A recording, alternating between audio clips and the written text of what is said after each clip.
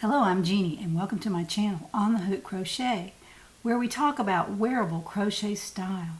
And today I want to introduce you to a new sweater pattern that I've created.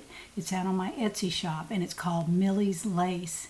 And the reason I named it Millie's Lace is because I started working on this design with this yarn, beautiful yarn, and I realized that as I crocheted, it kind of morphed into a camouflage look, and I thought that was kind of neat, but next time I'll probably do it in a solid color, and I've done a little bit in the solid color of the lace pattern across the front so you can see that, but you can also see it in the camouflage, just not quite as obvious. So what I did was I created this lace fabric in the front of the sweater. Stand up and let you see that.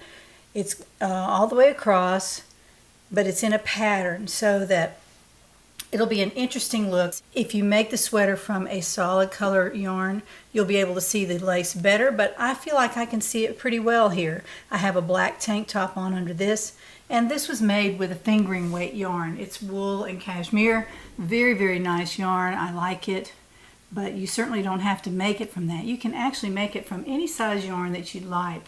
And all my patterns are designed that way so that you can make them out of any size yarn for the most part and any size hook that you like.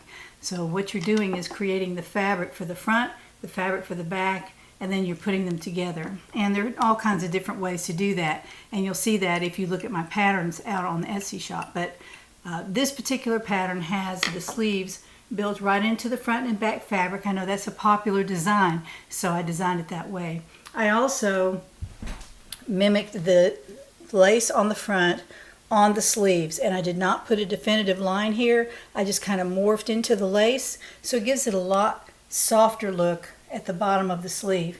The sleeves can of course be as long as you like.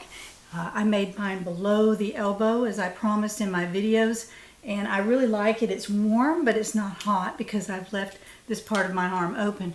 So I hope you enjoy taking a look at my pattern. I'll put a link to it down in the description box, and if you are a member of the community, which I invite you to join, you will receive a discount in an email that I'll be sending out. So I hope you like it. It's a fun creation that I've done, and it's made to fit you. So you decide how large, how much ease, how wide, how tall you want the sweater.